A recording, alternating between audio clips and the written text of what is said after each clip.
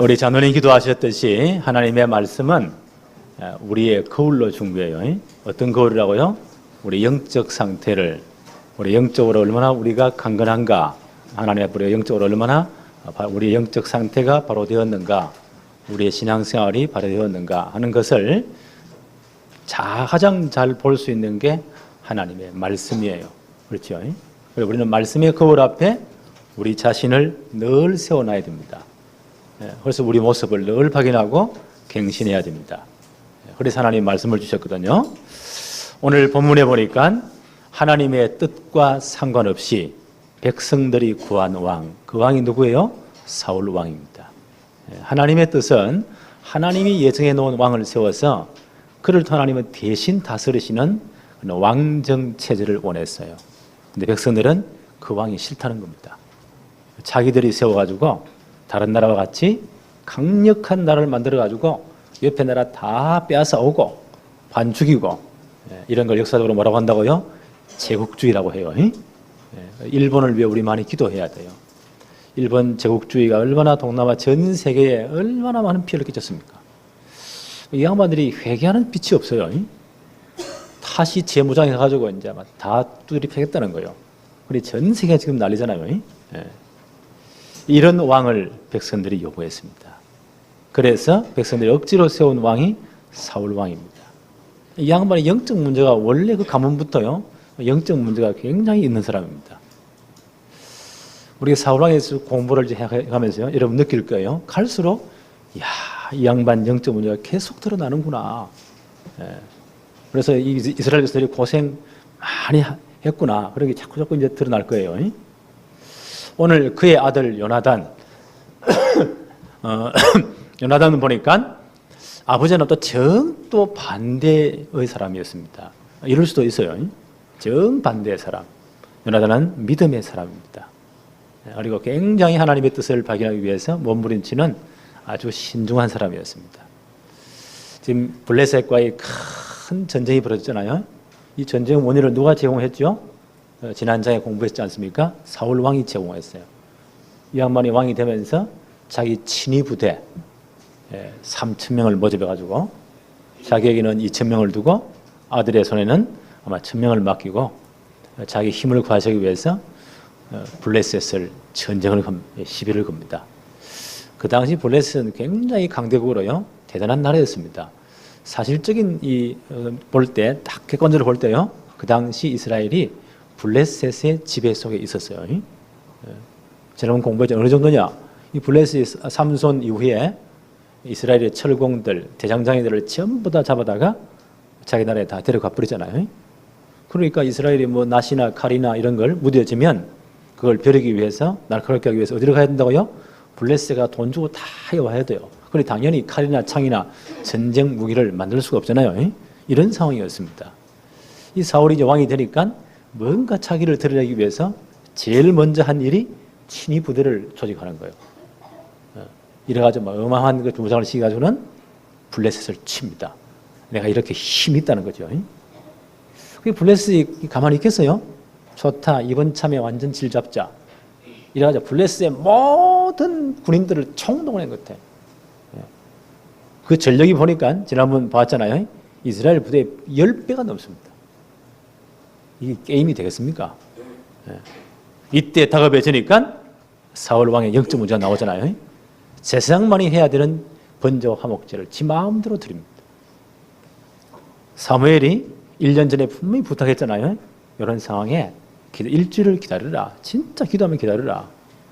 내가 가서 하나님께 번제와 화목제를 드리고 하나님의 뜻을 묻고 하나님의 계획을 따라가자. 신신 부탁을 했습니다. 근데 이게 안 들어오는 겁니다. 현실이 더 커 보이기 때문에. 하나님 말씀이 안 들어가요. 이래야 자기 멋대로. 이런 또 큰 실수를 저지릅니다. 사무엘이 와서는 얼마나 화를 냅니까? 그래서 하나님이 당신의 왕자리를 길게 하지 못할 것입니다. 하나님이 원하시는 왕을 세울 것입니다. 강한 책망하고 떠나버려요. 이러니까 뭐 그 진위 부대는 전부 다 흩어지고 지금 이스라엘 꼴이 지금 말이 아니에요. 나라가 이제 전쟁이 지금요 완전 참패할 그런 위기에 놓여 있습니다. 이때 하나님은 사울은 밉지만 하나님의 백성들 때문에 누구를 사용하십니까? 믿음의 사람, 그 아들 요나단을 사용하십니다. 이 사울 왕의 영적 문제는 오늘 쭉 말씀 읽어보면요, 백성들을 피곤하게 만듭니다. 백성들을 범죄케 만들어버립니다. 자신의 원수를 전부 다 복수할 때까지 자기 나타내기 위해서요, 음식도 먹지 말고 죽을 까고 싸우라, 이래가지고 이상한 명령을 내립니다. 그리고 백성들이 보세요. 그 전쟁에서 먹지 않고 전쟁하면 어떻게 되는가? 옛날 전쟁 전부 몸으로 뛰어야 되는데 얼마나 피곤하겠어요. 그러니까 그 탈취물들 가운데 양이나 소가 있단 말이에요. 그 절대니까 막 환장을 하는 겁니다. 눈이 뒤집히는 겁니다. 배가 고프니까 보이는 게 없잖아요. 이래가지고 양이나 소를 잡아가 피채 막 고기를 뜯어 먹습니다. 하나님 율법에는 피채 먹지 말라고 했잖아요. 전 백성들이 범죄합니다. 이 양은 그 아들 요나단이 없는 사이에 명령 내리잖아요. 오늘 누구든지 전쟁에 승리하는 그날까지, 저녁까지 어떤 음식이든지 입에 대는 자는 저주를 받을 때 내가 죽인다, 그 말이에요.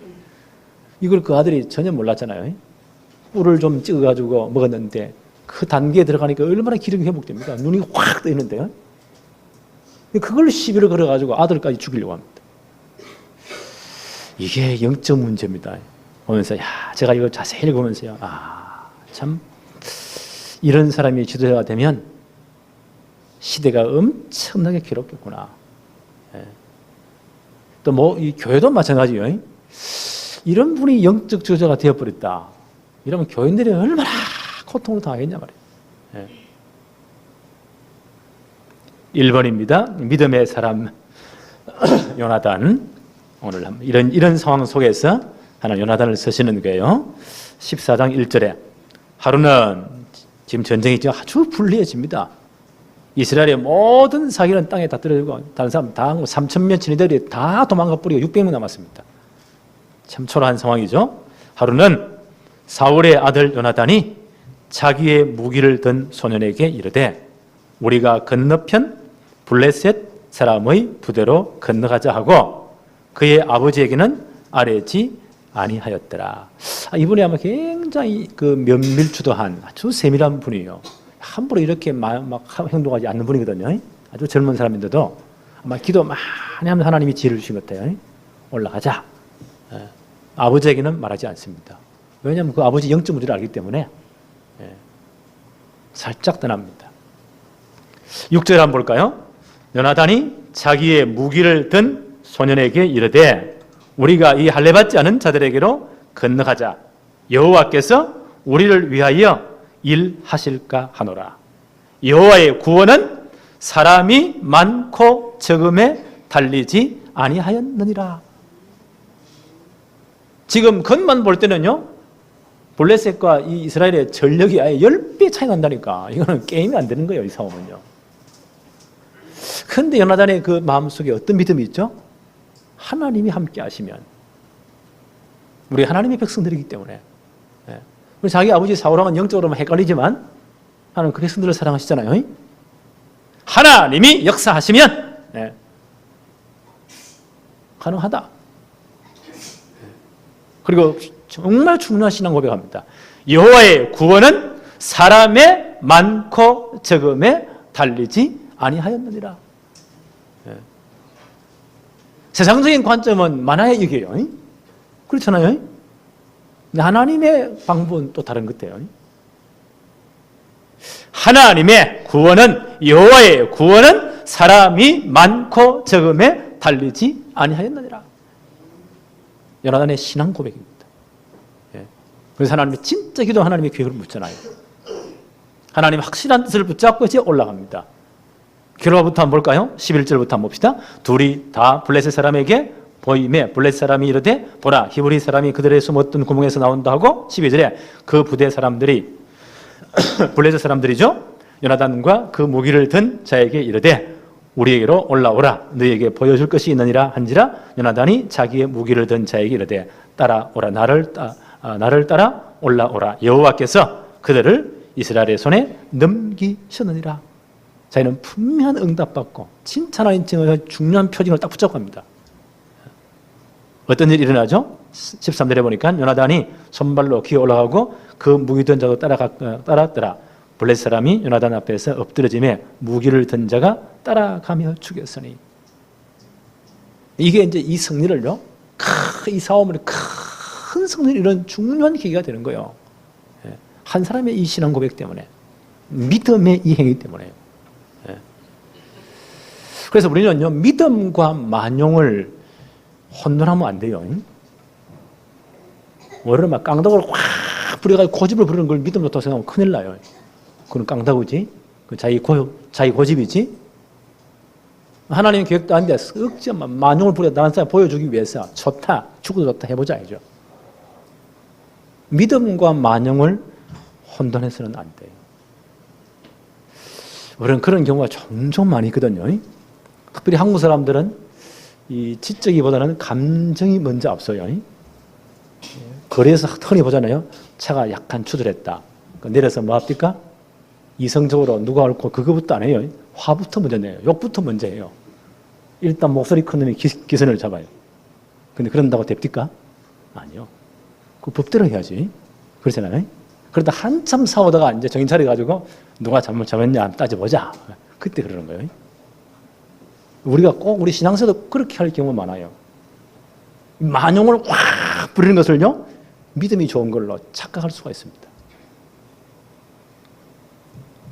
이런 부분들은 우리 민족의 특징입니다. 흥분 잘하고, 우리는 또 막말을 너무 잘하냐, 목숨을 걸고. 도대체 목이 몇 개입니까?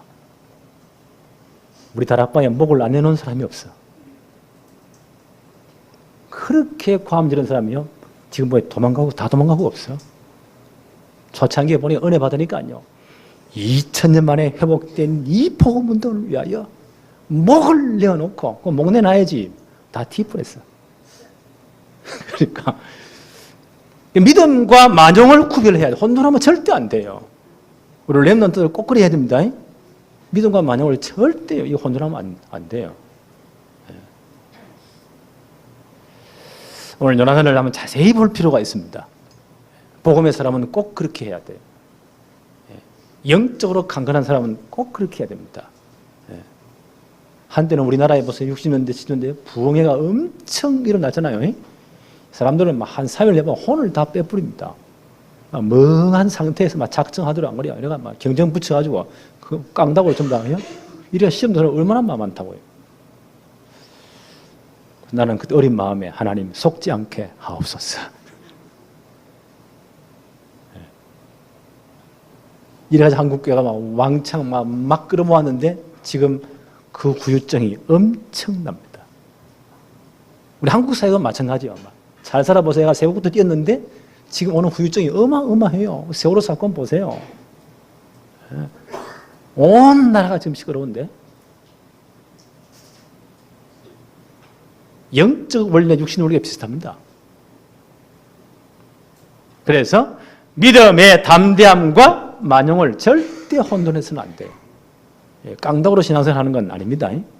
우선 되는 것에 좀 있다가 다 엎어집니다. 영적 문제가 심각할수록 그 편차는 커요. 하나님 이 부분을 좀 보여주고 싶은 겁니다. 오늘 요나단을 자세히 한번 볼까요? 4절부터 요나단이 블레셋 사람에게로 건너가려 하는 어기 사이 이쪽에는 험한 바위가 있고 저쪽에도 험한 바위가 있는데 하나의 이름은 보셋이요 하나의 이름은 세네라. 그 앞에 보니까 블레셋 사람이 있는 지역에 보니까 어마어마한 험한 바위들이 있단 말이에요. 그 계곡이란 말이에요. 5절에 한 바위는 북쪽에서 믹마스 앞에 일어섰고 하나는 남쪽에서 게바 앞에 일어섰더라. 그러니까 어떤 상황이죠? 블레셋 진은 난공불락의 요새를 위해 딱 진을 치고 있습니다. 한 놈도 못 올라오게 이렇게 지금 유리한 고지를 점령하고 있는 거예요. 8절부터 한번 볼까요? 요나단이 이르되 보라 우리가 그 사람들에게로 건너가서 그들에게 보이르니 그 앞에 딱 밑에 가가지고 이제 보인단 말이에요. 9절에 그들이 만일 우리에게 이르기를 우리가 너희에게로 가기를 기다리라 하면 우리는 우리가 있는 곳에 가만히 서서 그들에게 올라가지 말 것이요. 하나님의 뜻이 아니다. 저것들이 건너갈 때는요, 하나님의 뜻이 아니다. 예. 아마 이분이 많이 기도하면서 아마 하나님이 이런 지혜를 주신 것 같아요. 예. 10절 한번 볼까요? 그들이 만일 말하기를 우리에게로 올라오라 하면 우리가 올라갈 것은, 그 다음부터 잘 한번 보세요. 여호와께서 그들을 우리 손에 넘기셨음이니 이것이 우리에게 표징이 되리라 하고. 이 양반이 그냥 이렇게 마구잡이 행동했을까요? 좋다면 죽게면 까무리치기다 막 이러시면 막 뛰어들었을까요? 나는 이 성경구절을 간단하게 말했지만요, 이분이 많이 기도했다고 생각합니다. 네. 아마 하나님이 지혜를 주신 것 같아요. 이런 표징이 보여주면 하나님의 계획이다. 하나님의 뜻을 묻는 겁니다. 그들이 만약 올라오라고 하면 우리 올라가자. 이것이 하나님이 그들을 우리에게 다 넘기신 표징이다. 분명한 사인이다 이거요. 우리는 이런 부분을 잘 찾아야 됩니다. 하나님의 뜻을 분명히 물어야 돼요. 우리가 마구잡이로 뜁니까? 한때는 한국교회 덮어놓고 믿으면 됩니까? 그건 미신이지. 알고 정확하게 따라가야지. 안 그래요? 아니, 길을 갈 때 약도를 정확하게 따라가야지. 요즘 내비게이션이 얼마나 정확합니까? 덮어놓고 무조건 앞으로 무조건 갑니까? 빠져가 죽는데? 그건 나는 믿음이 아니라고 생각해요. 무조건 순종해라. 그것도 아니잖아요. 성경에 무조건 순종하는 말이 있습니까? 하나님의 뜻이면 목을 내놓는 겁니다. 이분이 많이 기도하신 것 같아요. 이게 영적으로 강건한 사람의 특징이요. 영적 상태가 불안한 사람들은요, 무조건 흥부부터 잘합니다. 그러잖아요. 네. 이분이 분명히 기도하면 하나님의 계획 찾잖아요. 그들이 말하기를 우리가 내려가겠다면 이건 하나님 뜻이 아니다. 그들이 말하기를 올라오라 이렇게 분명히 말하면 그들이 분명히 허점이 있다. 이건 하나님이 우리를 그들을 하나님 우리 붙이신 중요한 사인이다. 12절 한번 볼까요? 그 부대 사람들이 요나단과 그 무기를 든 자에게 이르되 우리에게로 올라오라 너희에게 보여줄 것이 있느니라 한지라. 요나단이 이제 하나님의 사인을 딱 붙잡습니다. 요나단이 자기의 무기를 든 자에게 이르되 나를 따라 올라오라. 그 다음 보세요. 뭐라고 말합니까? 여호와께서 그들을 이스라엘의 손에 넘기셨느니라. 넘기셨느니라. 넘기실 것이다가 아니요. 넘기실까 하노라. 그것도 아니요. 넘기시기를 원하노라. 그것도 아니요. 넘기셨느니라. 과거형.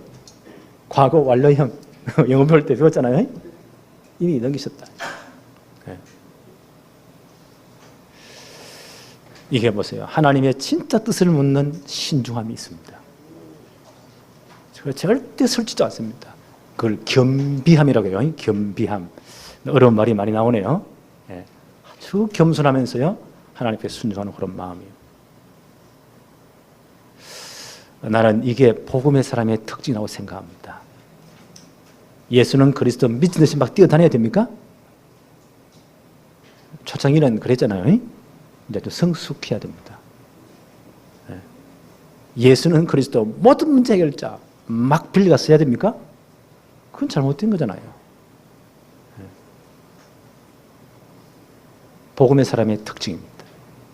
영적으로 정말 강건한 사람의, 영적 상태가 건강한 사람의 특징입니다. 하나님의 뜻을 묻는 신중함이 있습니다. 이건 뭘 재는다는 그런 말이 아니에요. 신중함이 있습니다. 진짜 하나님 뜻 앞에 복종할 그런 겸비한 자세가 되어 있는 거예요. 나는 이게 복음의 사람이라고 생각합니다. 우리가 이런 상태가 되어지기를 바랍니다. 이래서 하나님의 계획을 이루는 거예요. 절대 이제 붕붕 떠서 하지 맙시다.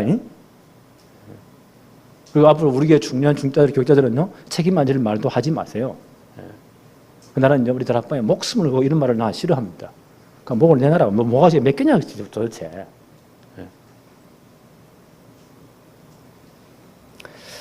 13절부터 한번 볼까요?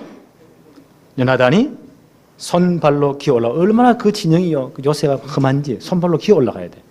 기어 올라가고 그 무기를 든 자도 따랐더라. 블레셋 사람들이 요나단 앞에서 엎드려지매. 하나님 그들을 붙였잖아요. 무기 든 자가 따라가며 죽였으니. 14절에 요나단과 그 무기를 든 자가 반나절 가리, 반나절을 갈아야 되는 땅이니까 꽤 크겠죠. 정의가 반나절을 갈아야 되는 땅에서 가리 땅 안에서 처음으로 쳐 죽인 자가 몇 명이라고요? 20명 가량이나 되었더라.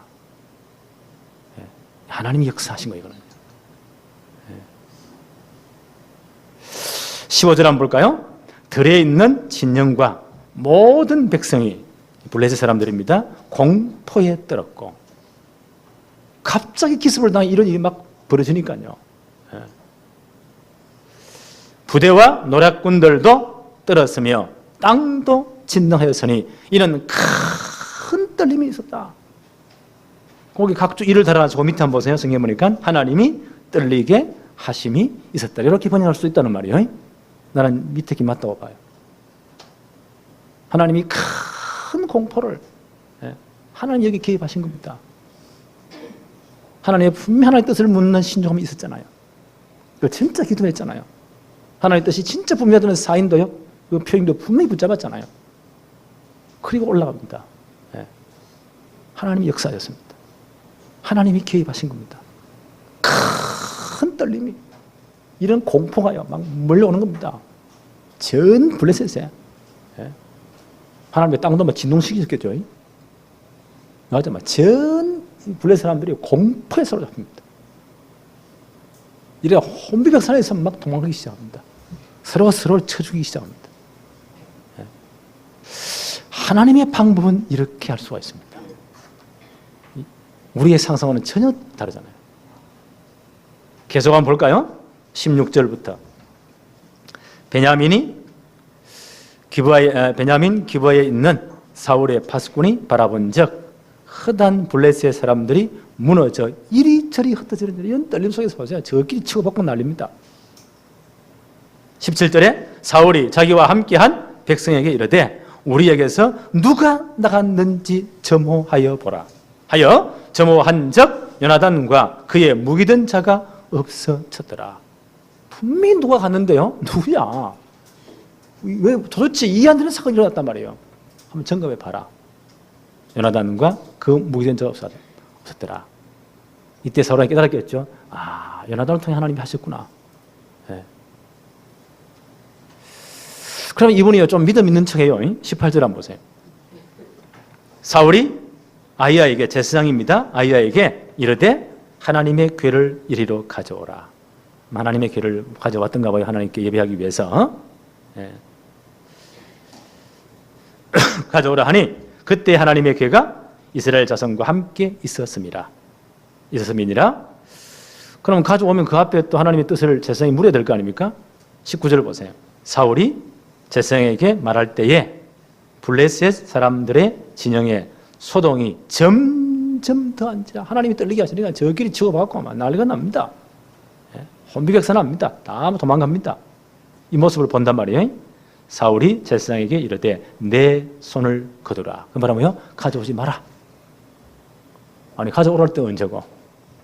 기도해보자. 하나님께 이게 뭔가? 물을 때 언제고? 아, 물을 필요 없다. 이건 또 언제입니까? 이 양반이 보세요. 막 왔다 갔다 하는 거예요. 영적 상태가. 하루는 막 천국 가 있어. 할렐루야 세 번만 지 혼자 다 할 것 같아. 지금까지 우리 나온 말 다 합치면 세계 몇 번 폭발됐어요. 아직 우리 동네도 폭발 안 했잖아요. 그 다음 가모니가 온갖 시험 다 혼자 들어가더만 저 밑에 지옥 가까이 가 있어. 영적 문제의 특징이 이런 거예요. 그 진폭이, 그걸 업다운이라고 하죠, 영어로. 너무 커요. 사울이 그 전형적인 모습입니다.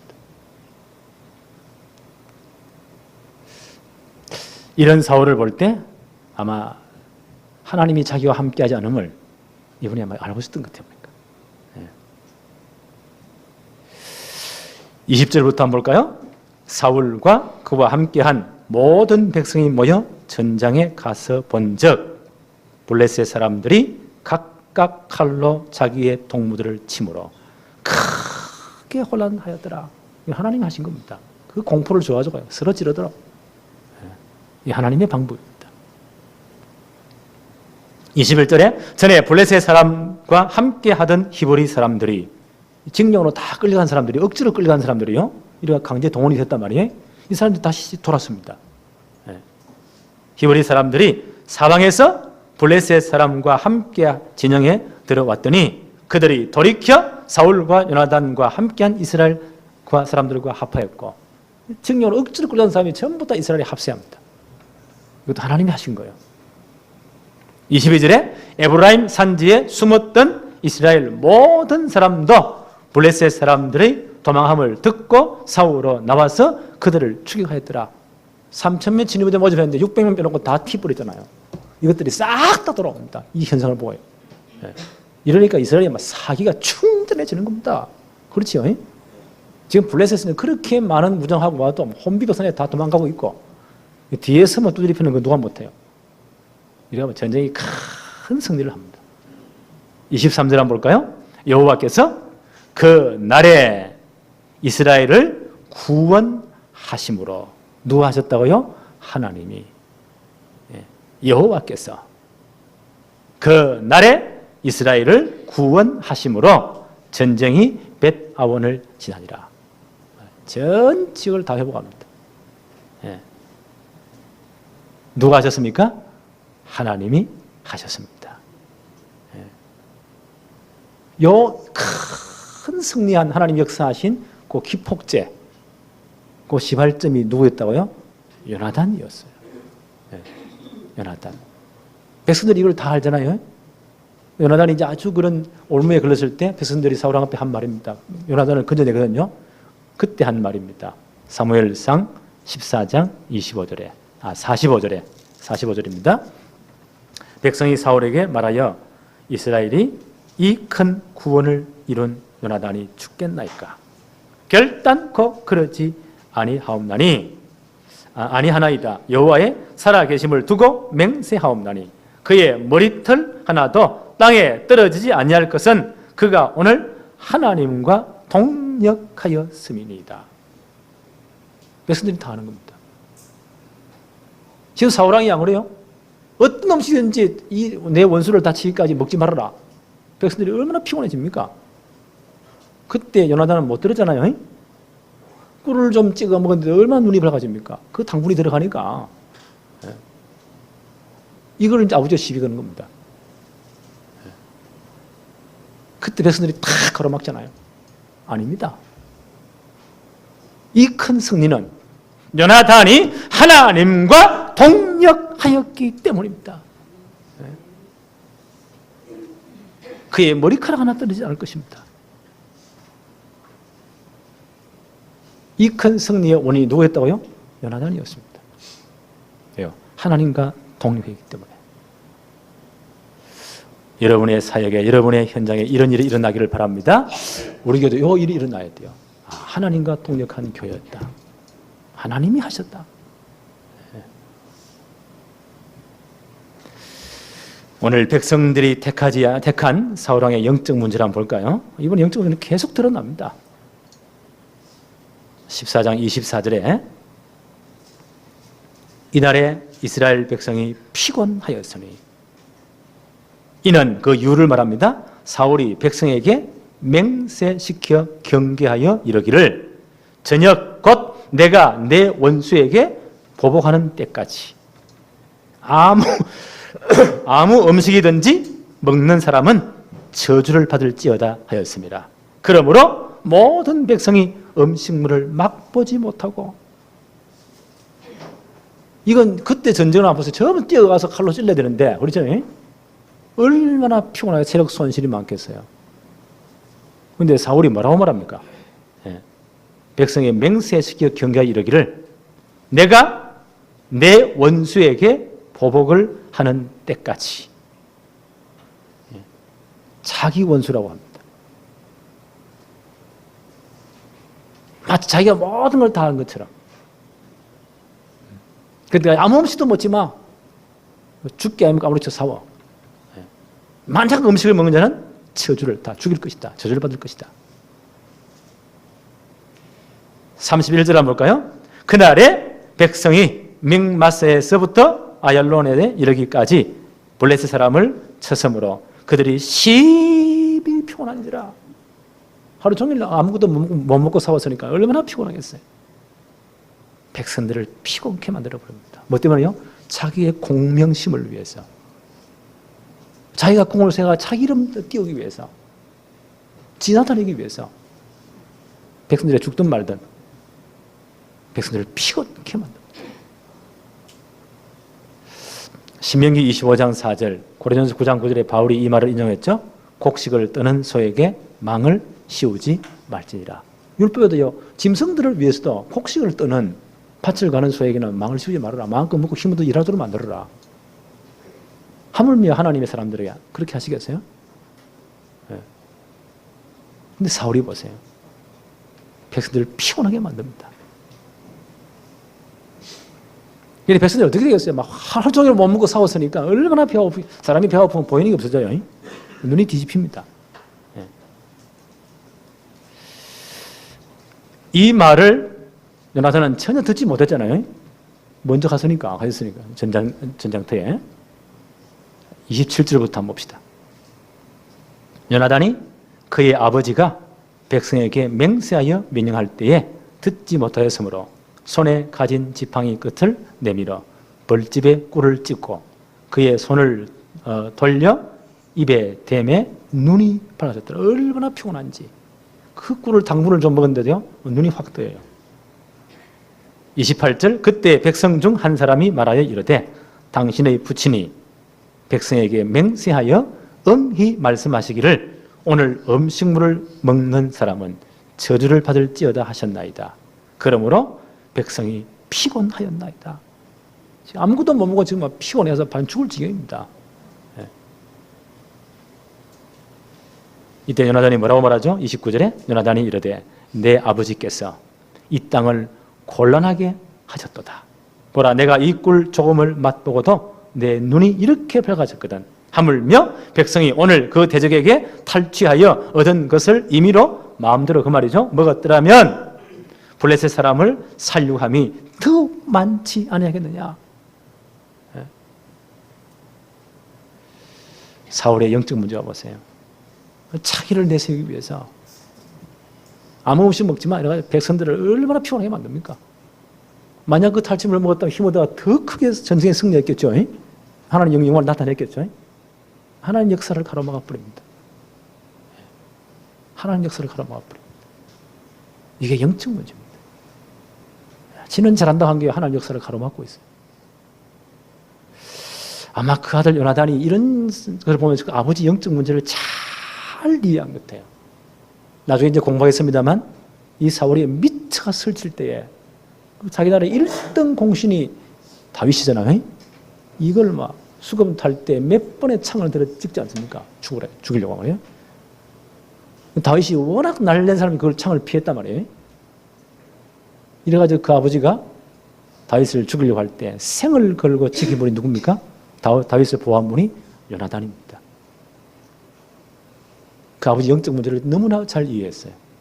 그래서요, 그걸 잘 굉장히 지혜롭게 아버지 상태를 살피면서 다윗을 보호합니다. 다윗을 숨깁니다. 다윗을 피하게 만듭니다. 하나님의 계획을 이루게 만듭니다. 왜? 하나님이 예선된 왕이잖아요. 하나님의 왕으로 그 다윗을 세워야 되잖아요. 하나님의 구원을 이루어 가야 되잖아요. 그게 이분이 너무너무 지혜롭게 사람을 돕습니다. 나는 이게 복음의 사람이라고 생각합니다. 32절부터 한번 볼까요? 백성이 이에 탈취한 물건에 달려가서 양과 소와 송아지를 끌어다가 그것을 땅에서 잡아 피채 먹으니 저녁까지 얼마나 배고픕니까? 눈이 뒤집히는 겁니다. 예, 피채 먹습니다. 33절에 무리가 사울에게 전하여 이르되 보소서 백성이 고기를 피채 먹어 여호와께 범죄하였나이다. 사울이 이르되 너희가 믿음이 없이 행하도다. 지가 믿음 없어 놓고요 다른 사람 또 책망. 참 이게 이 양반 참 우리말로 진짜 골 때리는 사람이죠. 이런 보고를 들어서 내가 정말 회익 자문했구나. 지금은 제대로 하지 이래야 되는데요. 백성들을 원망합니다. 더 이제 골 때릴 일이 나옵니다. 36절부터 한번 보세요.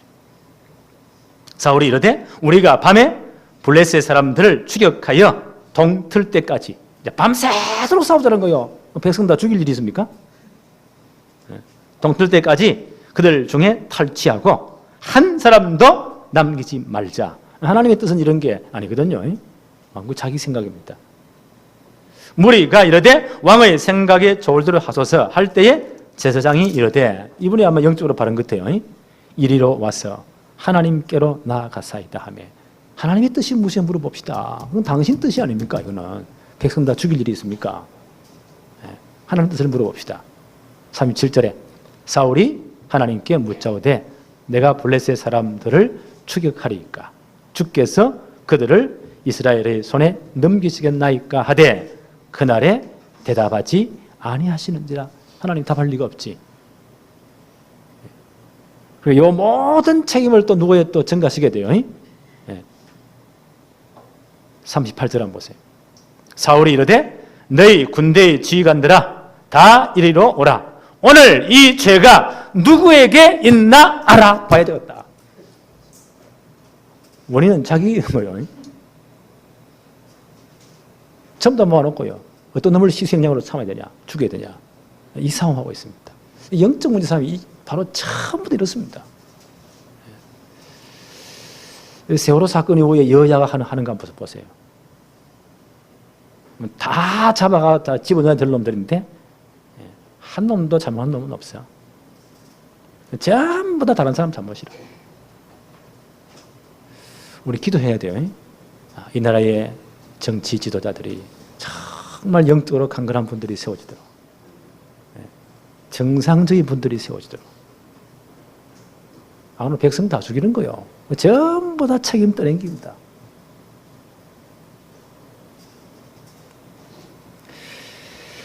(42절) 한번 볼까요?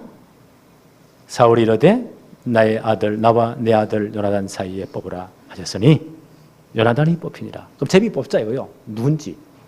이래 왔는데 요나단이 딱 걸립니다. 43절, 44절 사울이 한 말입니다. 사울이 요나단에게 이르되 내가 행한 것을 내게 말하라. 요나단이 말하여 이르되 내가 다만 내 손에 가진 지팡이 끝으로 꿀을 조금 맛보았을 뿐이오나 내가 죽을 수밖에 없나이다. 왕이 그래 말을 했다면 죽겠습니다. 44절 그러면 이 정산이 아버지부터 뭐라고 말해야 돼요? 내가 실수했다. 너는 그때 없었지 않느냐. 정말 미안하다. 전 백성들에게요 정말 내가 미안합니다. 없는 걸로 합시다. 이래야 돼요. 근데 자기 영광을 위해서, 자기 공평심을 위해서 자식도 안 보이는 겁니다.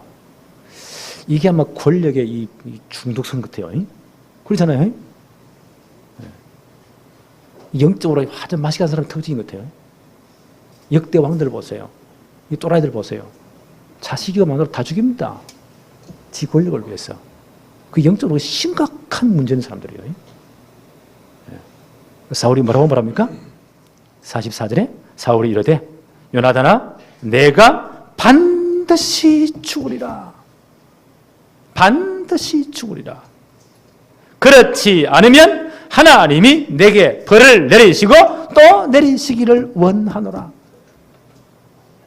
하나님 이런 가지 팝니다.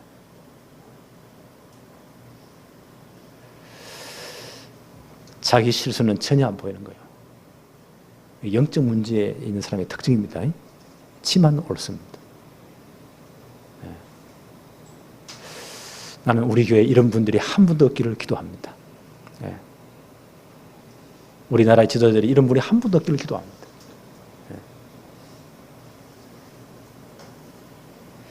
그때 백성들이요 참다 못해가지고 백성들이 앞에 나서잖아요. 이건 도무지 안 되겠다. 45절 보세요. 백성이 사울에게 말하되 이스라엘의 이 큰 구원을 이룬 요나단이 죽겠나이까? 결단코 그러지 아니하니이다. 그럴 수 없습니다. 라고 백성들이 딱 가로막습니다.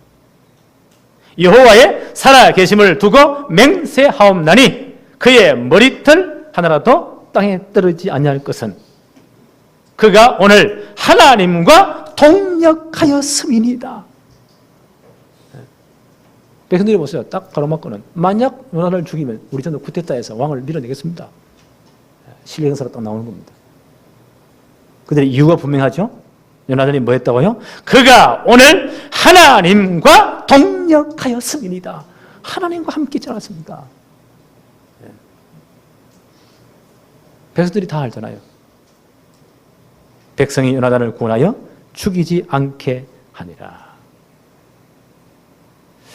오늘 우리 사울의 영적 문제를 쭉 봅니다. 왜 이렇게 지루하게 하나님이 계속 이런 광경을 보여주실까요? 이게 우리의 거울입니다. 그렇죠? 하나님 말씀을 받는 우리의 경계로 우리의 거울로 주신 거예요. 이 영적 문제 해결돼야 돼요. 그래서 복음의 뿌리 내려야 돼요. 복음이 아니면, 복음으로 내 속에 채우지 않으면요, 이게 안 빠져나온다니까요. 그 잘못된 세상 각인들이 절대 안 빠져나와요. 이것 때문에 만날 부딪히는 거예요. 이게 빠져나와야 됩니다. 그래서 복음이 내 속에 각인되어야 돼요. 믿음은 들음에서, 들음은 그리스도의 말씀으로. 그래서 복음을 들어야 돼요. 이 각인돼야 됩니다. 이런 영적 문제 해결되고 정말 복음의 사람, 영적으로 강건한 사람의 특징이 뭘까요? 믿음의 담대함이 있습니다. 그렇죠? 이 믿음과 만용, 깡다구는 구별해야 돼요. 믿음과 만용을 구별하는 사람이 많아요. 꽤 많아요. 내가 무조건 열심히 내가 내 고집을 부린다. 그게 믿음입니까? 하나님은 참 인정하지 않는데? 믿음과 만용을 구별해야 돼요. 우리 교회는 철저히 해야 됩니다. 나는 저 전체 보면서요. 저게 진짜 믿음일까? 아니면 자기를 나타내는 깡다구일까? 만용을 부리는 걸까? 잘 봐야 됩니다. 그래서 한국교회 지금 보세요. 1년에 300군데 이상의 건물이 다 팔려가는 거예요. 경매 나오는 거예요. 그걸 누가 사는지 아세요? 이단들이 사서 하나님 없는 보세요. 신천지에서 안상원천에 사가지고요. 제일 먼저 십자가부터 떼뿌리고 자기 프랑카드 크게 네온산에가 쫙 붙여놓잖아요. 불신자고 어느 게 진짜냐 그러면. 믿음과 만용은 구별돼야 됩니다. 우리가 늘 움츠려가지고 하자 그 말이 아니에요. 복음의 사람은 영적으로 정말 그 상태가 강건한 사람은 믿음의 담대함이 있습니다. 그러나 믿음과 만용은 구별됩니다. 그리고요 하나님의 뜻을 묻는 신중함이 있습니다. 무조건 달려간다 1등이 아니에요. 하나님 계획 따라가야지. 안 그래요? 잘못된 길을 열심히 갈수록 돌아오는데 한참 걸려요. 믿음의 신중함이 있습니다. 그러면서요 믿음의 겸비함이, 겸손함이 있습니다. 하나님 뜻이면 내가 생을 걸겠습니다. 진짜 하나님의 계획이 맞냐? 거기에 생을 겁니다. 말만 하는 게 아니고 요나단이 생을 걸었잖아요. 그렇죠? 하나님 이 사람도 오늘 역사하셨습니다. 이걸 성경은 말하기를 하나님과 동역한 사람들이다. 이런 믿음의 동역자들이 우리 교회에 많이 일어나기를 바랍니다. 하나님 아버지, 오늘 사울왕에 갈수록 심각하게 드러난 영적 문제들을 보면서 이 말씀이 말세를 사는 영적으로 혼탁한 시대를 사는 우리의 거울이 되게 하여 주옵소서. 우리의 신앙을 하나님의 말씀 앞에 점검하는 시간 되게 하여 주옵시고 정말 복음으로 치유된 사람, 영적으로 강건한 사람의 특징이 무엇인가를 오늘 우리가 발견하게 하심을 감사합니다.